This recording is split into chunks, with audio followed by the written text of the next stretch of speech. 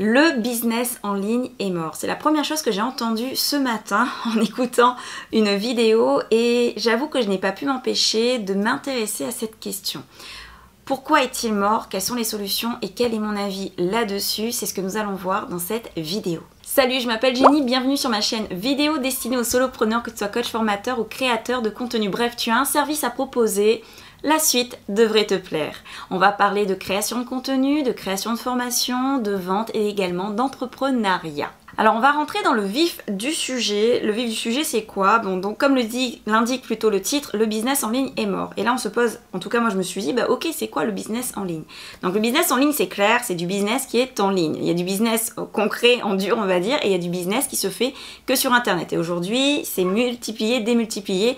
On va dire que tout le monde peut faire du business en ligne. Dès lors que tu vends quelque chose en ligne, ben on peut dire que tu fais du business en ligne. Maintenant, tu as des business en ligne qui caracolent à des résultats vraiment dépassant toute espérance, donc qui fonctionnent, qui ont du succès, et tu as des business en ligne, on va dire, qui sont moyennement successful, moyennement en réussite, c'est-à-dire que peut-être qu'elles font que... Après, la réussite est propre à chacun, hein. Tu peux avoir 4 000 € par mois ou 2 000 et te dire, bah, c'est bon, j'ai réussi.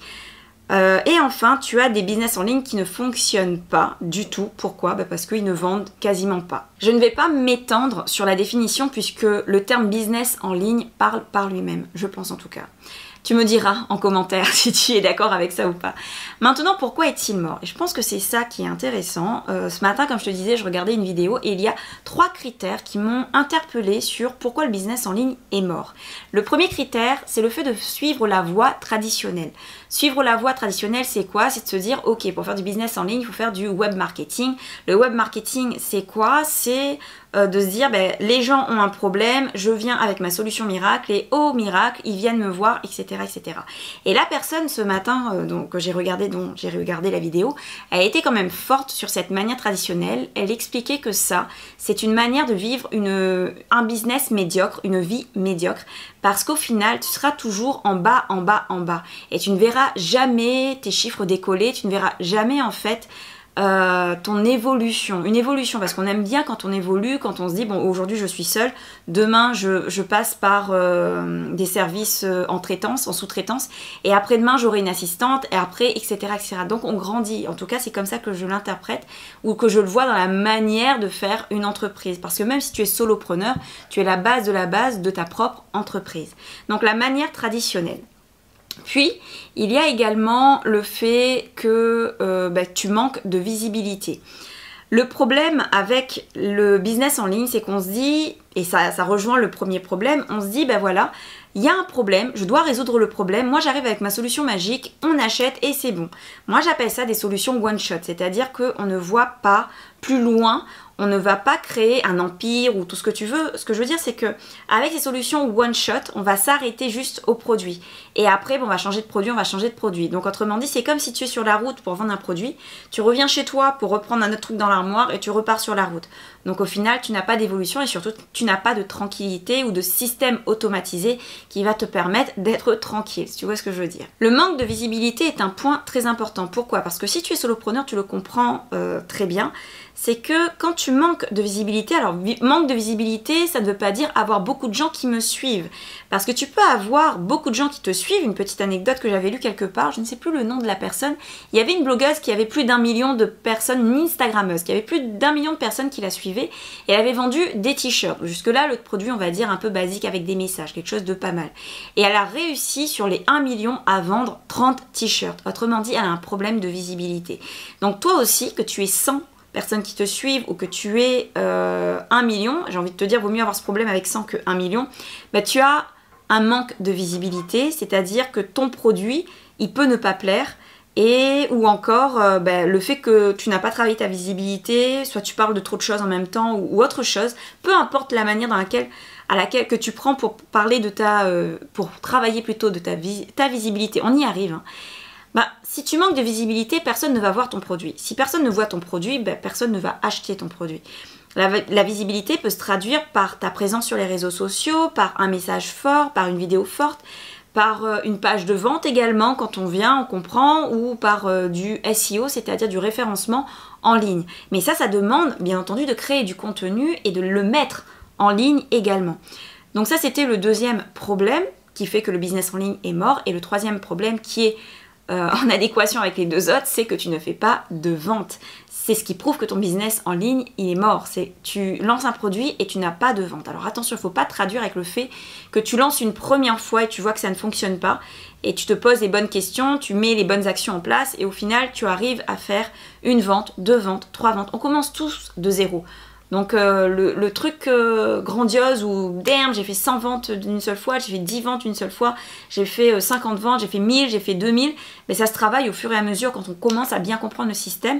Ben ça c'est juste magique, j'ai envie de dire, puisque ce qui se passe, c'est que tu as ton produit qui rencontre le marché. Et là on rentre dans la deuxième, ou plutôt la troisième partie de cette vidéo, à savoir, ben, ok d'accord, j'ai compris qu'il y avait ces 3 critères-là qui faisaient que mon business en ligne ou que le business en ligne était mort. Mais moi, j'ai quand même envie d'être sur Internet. J'ai quand même envie de développer les ventes sur Internet de mon produit.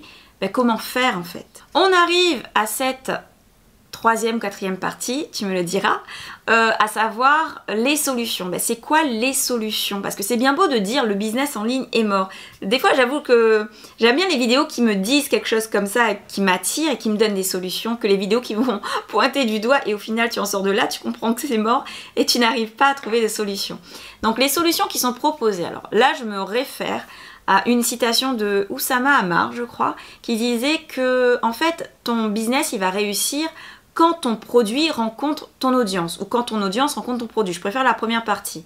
C'est-à-dire que tu as une audience, donc tu vas tester des produits et à un moment donné, tu auras un produit qui va correspondre à ton audience. Correspondre, c'est quoi? C'est ton audience a besoin de ce produit-là, que ce soit basé sur un problème, une solution ou des envies. Et il se dit, damn, c'est ce qu'il me faut en fait. Et c'est là que tu commences à voir le succès pointer le bout de son nez. Ça te demande de connaître ton audience, bien évidemment. Et on revient sur le problème de base qui est la visibilité, à savoir que pour connaître ton audience, tu dois, quand tu crées ton contenu, t'intéresser en fait sur de quoi mon audience a-t-elle besoin, qu'est-ce qu'elle a envie d'entendre, qu'est-ce qu'elle a envie d'avoir, comment je peux l'éduquer aussi. Des fois, on peut dire des choses qu'on n'a pas envie d'entendre. Moi, personnellement, ce matin, je n'avais pas envie d'entendre que le business en ligne était mort. Donc, qu'est-ce que ton audience, de quoi a besoin ton audience? Je pense que c'est le plus fort, la plus forte des questions pour pouvoir créer ton contenu. D'ailleurs, c'est ce que je conseille, c'est ce sur quoi je travaille fortement dans mon accompagnement Boost Academy. Maintenant, quand tu vas travailler ta création de contenu, sache-le, c'est un fort exercice pour vendre en ligne ou ailleurs, vendre ton produit. Pourquoi? Parce que si déjà avec du gratuit, tu commences à comprendre la psychologie de ton audience, tu commences à comprendre ce dont elle a besoin, qu'est-ce qu'elle veut, et tu t'intéresses aussi aux personnes qui sont en face de toi, tu commences à comprendre qu'est-ce qui va, qu'est-ce qui ne va pas fonctionner, comment parler, comment faire fluctuer une information, comment transiter l'information. Donc vois la création de contenu non pas comme une douleur, comme un terrain de jeu. Moi personnellement, je m'amuse des masses avec la création de contenu. Des fois ça fonctionne, des fois ça fait un gros flop, des fois tu ne comprends pas également, ça peut arriver. Quand tu réussis ou quand tu ne réussis pas, tu te dis mais c'est quoi le problème? Des fois tu peux même faire 2 vidéos à 2 intervalles différents et avec 2 résultats complètement différents, ça peut arriver. Le plus important là, c'est que tu te dises ok d'accord, qu'est-ce que moi je peux proposer gratuitement déjà, et après on verra en termes de produits. Alors ça c'est, on va dire, certains parleront de manière classique, je ne crois pas. Je ne crois pas. Avant c'est j'ai une idée, je mets l'idée et après je vois le marché. Là c'est j'ai une idée, effectivement, j'ai peut-être une passion, j'en parle, je regarde qu'est-ce qui se passe. Je regarde aussi comment moi-même je suis par rapport à ça, parce que pour perdurer, il faut quand même y aller. Et après en fonction, je vais me lancer, tout simplement. Tout simplement. Je tiens à ajouter quand même quelque chose, la créatrice de contenu qui parle, c'est que quand tu vas travailler ta visibilité, déjà, si tu ne fais pas des actions tous les jours sur les réseaux sociaux, tu ne travailles pas ta visibilité. Si tu n'envoies pas un mail, si tu n'écris pas un article, non pas un article one shot qui va être juste là, mais un article qui parle d'un problème intemporel, et les gens ils vont taper, ils vont forcément tomber sur ton article, donc ils vont forcément tomber sur ton produit si tu en proposes un. Mais ce que je veux dire, c'est que ton article il va travailler pour toi, donc ça se travaille également. En tout cas, voilà, fais une action au moins une fois par jour sur les réseaux sociaux pour travailler ta visibilité. Puis on arrive sur 2 conseils que je peux dire, ils peuvent se regrouper en un seul conseil qui a été vraiment la révélation de ce matin que je souhaitais apporter dans cette vidéo. À savoir de travailler en mode création. Le gros problème que soulignait la vidéo que j'avais regardée, c'est qu'on est toujours dans la démarche traditionnelle de se dire ok, il y a quelqu'un qui a un problème, je vais le résoudre et ça va être génial. Mais en pensant de cette manière, tout le temps, tu peux débuter comme ça, en pensant de cette manière, on s'interdit la création. Parce qu'on est toujours sur que veulent les gens. C'est comme quand tu vends. Je te le vends à 197 €. Ah, tu ne le veux pas, mais à combien tu le veux alors? Donc, en marchant de cette manière-là, on appauvrit un peu son système parce qu'on sera toujours en mode, le seul terme que j'ai envie de dire, c'est en mode chien, dans le sens où on est toujours là à grappiller qu'est-ce qu'il veut, et ne pas avoir cette tranquillité d'esprit de dire, bah voilà, j'ai fait un produit, si tu as envie de le prendre, c'est tel prix, et si tu n'as pas envie de le prendre, il n'y a aucun souci, tu peux aller ailleurs, tout simplement. C'est un peu dur, c'est un peu rude comme démarche et comme image, et en même temps, personnellement, ça m'a parlé. Je sais pas si ça te parle, dis-le moi en commentaire, mais moi, ça m'a parlé. Parce que, effectivement, fut un temps, j'étais, et encore hier, j'ai envie de dire, j'étais dans cette démarche, et on sent quand on n'est pas à l'aise avec cette démarche, où on va se dire, on va faire absolument ce que les gens veulent. En fait, tu peux partir d'un point de départ. Pour moi, en tout cas, là, c'est mon avis, il faut toujours un point de départ. Un point de départ, c'est un problème à régler, on est d'accord. Maintenant, dans le problème à régler, tu as ta part créative en fait. Qu'est-ce que toi tu vas proposer qui fonctionne, bien entendu, on est toujours sur de la valeur, hein, qui fonctionne, qu'est-ce que toi en fait tu vas créer. Et quand tu crées quelque chose comme ça, et ça c'est le deuxième point qu'elle a souligné, et je le trouvais juste badass, parce que quand on est solopreneur, quand on est seul en fait, notre première inquiétude c'est quoi? C'est de faire rentrer l'argent, parce qu'on est en mode... mais on est en mode inquiétude, on est en mode stressé de la vie, parce que il faut vivre, il faut manger. Limite on a peur de la douleur, de manquer à manger, on commence à manger tout, parce qu'on est en train de se dire je vais faire des réserves. Ça c'est le truc. Mais cette démarche-là nous interdit, ou plutôt nous planque, nous cantonne en fait à penser d'une certaine manière. Et aussi, pourquoi je prends le terme interdit, c'est parce qu'on s'interdit de penser création. Qu'est-ce que je peux créer qui va produire une envie chez la personne, et cette envie-là, elle va faire qu'elle va prendre ton produit. Et cette démarche-là, c'est la démarche qu'utilise le luxe. Dans ce que j'avais vu, le marché qui ne change jamais, dans lequel il faut vraiment investir, c'est le luxe. Après, on est d'accord, peut-être que toi, moi également, on n'est pas encore au niveau où on va investir dans le luxe.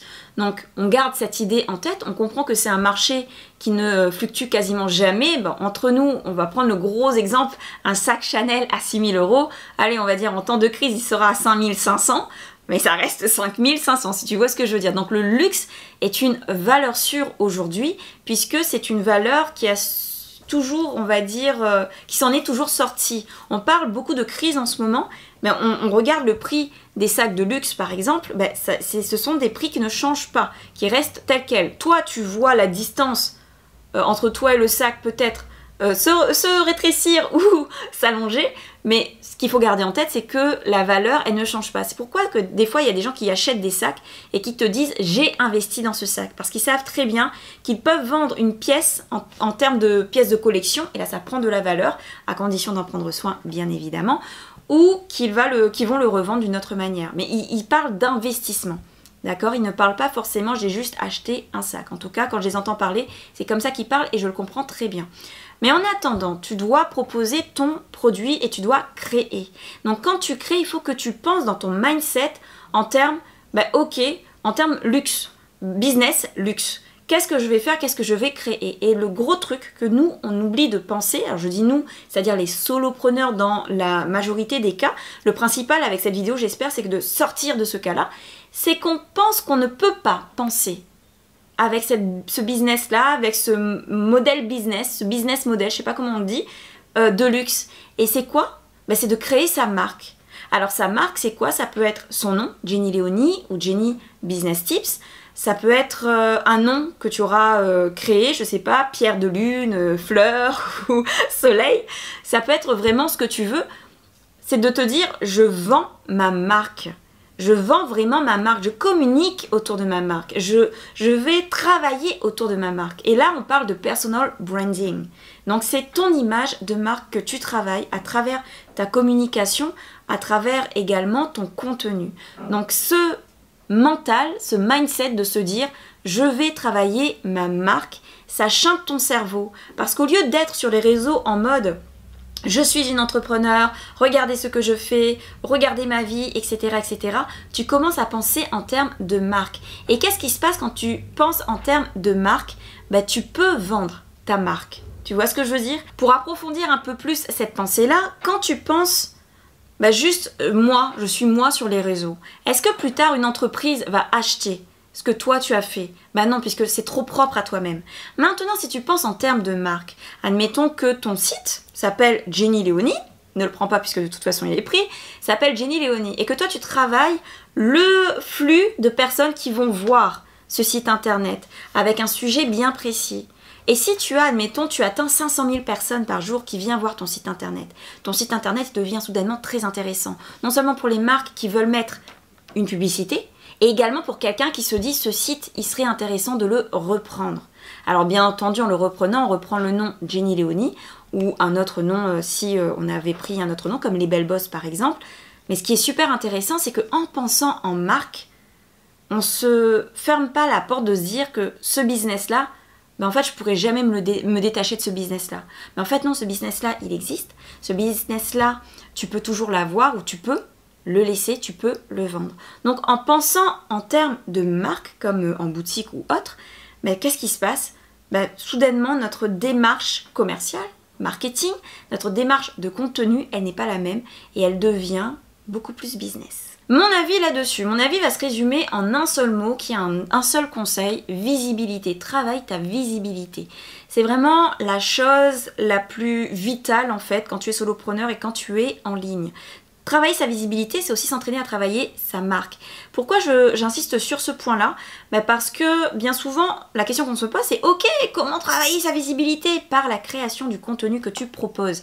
Moi, j'ai envie de te dire, sois heureux si quand tu commences ta visibilité, tu vois qu'elle n'est pas top, parce que ça veut dire que ce sur quoi tu es en train de communiquer, que tu es en train de faire, en fait ne t'apporte pas de la visibilité. Donc tu sais ce qu'il ne faut pas faire. C'est bien quand tu sais quoi faire et c'est bien aussi quand tu fais ce qu'il ne faut pas faire parce que ce sont des leçons de la vie.